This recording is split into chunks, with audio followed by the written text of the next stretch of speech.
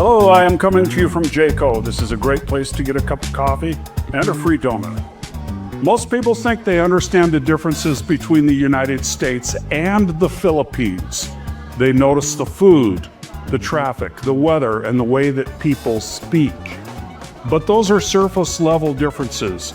The real divide between these two countries runs much deeper, and if you don't understand why these differences exist, you'll constantly misinterpret people's behavior, intentions, and values. Today, I want to break down 6 of the most obvious differences between the USA and the Philippines, and more importantly, explain why they exist. This isn't about which country is better.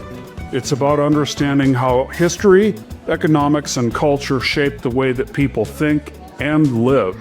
So today we're going to get right into it. I'm Mike. Welcome back to my channel.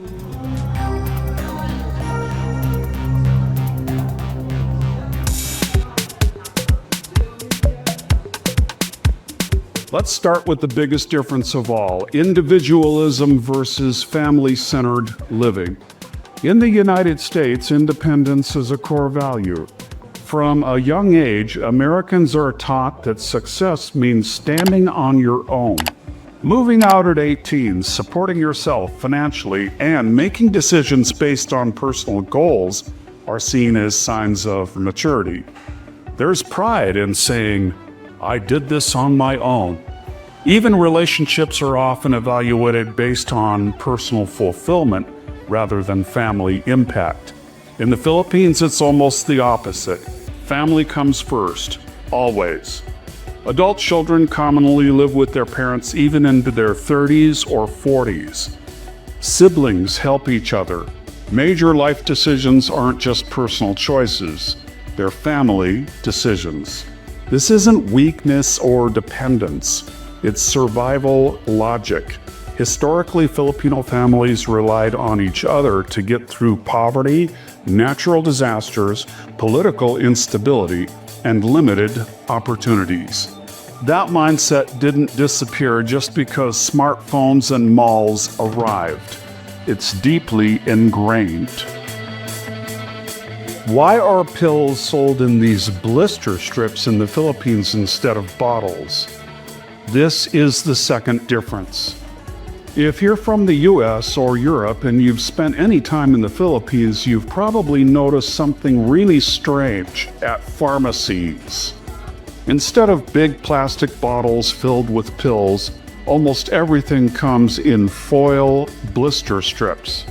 And a lot of foreigners assume that that means that the medicine is cheaper, lower quality, or somehow less regulated. That assumption is wrong. In fact, blister packaging exists for some very practical reasons, many of which actually make more sense in the Philippines than bottles ever would. First, let's talk about patient safety and dosing.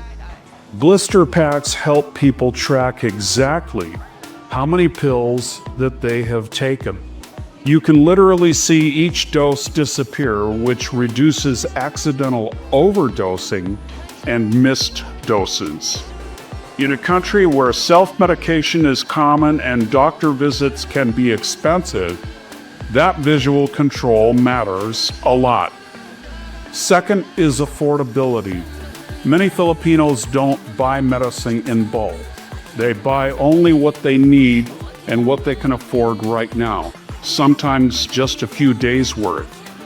Blister strips allow pharmacies to sell medication per strip or even per pill instead of forcing people to buy a full bottle of 30 or 60 tablets. Bottles assume disposable income. Blister packs work in the real world. Third, the Philippines is hot and humid year-round, and that's brutal on medication. Once you open a bottle, every pill inside is exposed to moisture and air. Blister packs seal each pill individually, protecting them from humidity, contamination, and degradation. That means longer shelf life and more reliable potency. There's also the issue of counterfeit drugs. Blister packaging is much harder to tamper with or reseal without detection. Batch numbers and expiration dates are printed directly on the foil, making quality control and recalls far easier. This aligns with World Health Organization standards and Philippine FDA regulations. Finally, blister strips reduce waste and inventory loss. Pharmacies don't have to open bottles, expired pills are minimized, and stock rotation is simpler, keeping prices lower for everyone. So no, blister strips aren't a downgrade. They're a smarter solution designed for climate, economics, and safety. Different countries, different systems, different needs. And once you understand that, the strips start to make a lot more sense. The third major difference is how each culture treats time. In the United States, time is strict. Schedules matter, and being late is often seen as disrespectful, unprofessional, or careless. Time is money, and efficiency is a virtue. Meetings start on time. Deadlines are firm. People plan their days down to the minute, and delays are often treated as personal failures. In the Philippines, time is more flexible. You probably heard the phrase, Filipino time. While it's often joked about, it reflects a real cultural priority. Relationships matter more than schedules. If a conversation is meaningful, it continues, even if it delays something else. If a family issue comes up, it takes priority over punctuality. This isn't about laziness, it's about values. The Philippines developed in a social environment where cooperation and harmony mattered more than rigid efficiency, especially outside formal business settings. So because relationships matter more than being on time is why Filipino time is more common in the Philippines. The fourth difference is communication style, and this one causes endless misunderstandings. Americans are direct communicators. Saying exactly what you mean is considered honest, efficient, and respectful. If there's a problem, you address it directly. If you disagree, you say so. In the US, clarity is often valued more than politeness. Filipinos, on the other hand, tend to communicate indirectly. Preserving harmony is more important than winning an argument or being blunt. People avoid saying no directly. Criticism is softened or implied. Silence can mean disagreement. This is rooted in the concept of social shame and the desire to avoid embarrassment or conflict. To an American, this can feel evasive or dishonest. To a Filipino, direct confrontation can feel aggressive or disrespectful. The fifth difference is how wealth and success are viewed and displayed.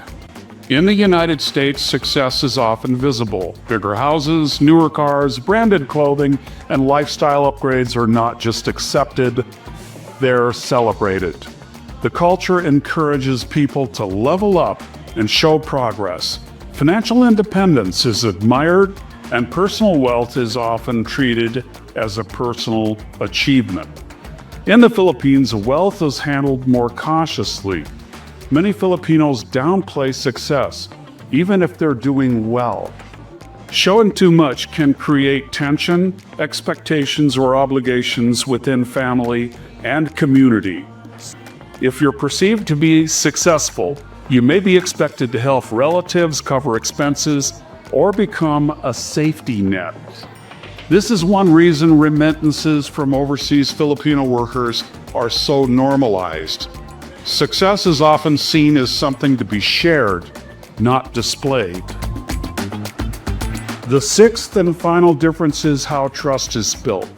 In the United States, trust is largely system-based. Contracts matter. Institutions matter. Laws, rules, and procedures are expected to function fairly.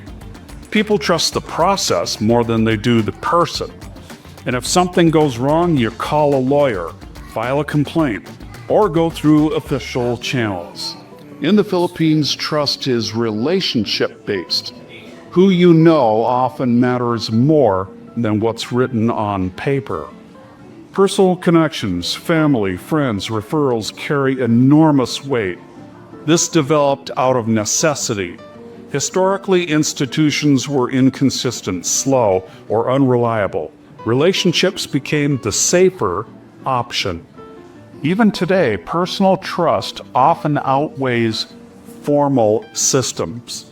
When Americans and Filipinos interact, especially in relationships or business, problems arise when one side judges the other using the wrong framework. Americans see Filipinos as indirect, late, or overly dependent on family. Filipinos may see Americans as cold, impatient, or self-centered. Neither interpretation is fair without understanding the context.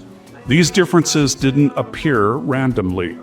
They're the result of geography, colonial history, economic development, and survival strategies.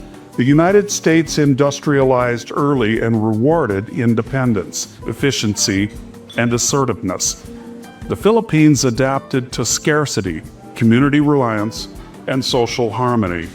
Understanding these differences doesn't just make you more culturally aware. It makes you more effective in relationships, communication, and decision-making. Whether you're dating, living, or doing business across cultures, awareness prevents resentment. The biggest mistake people make is assuming that their way is normal and everything else is wrong.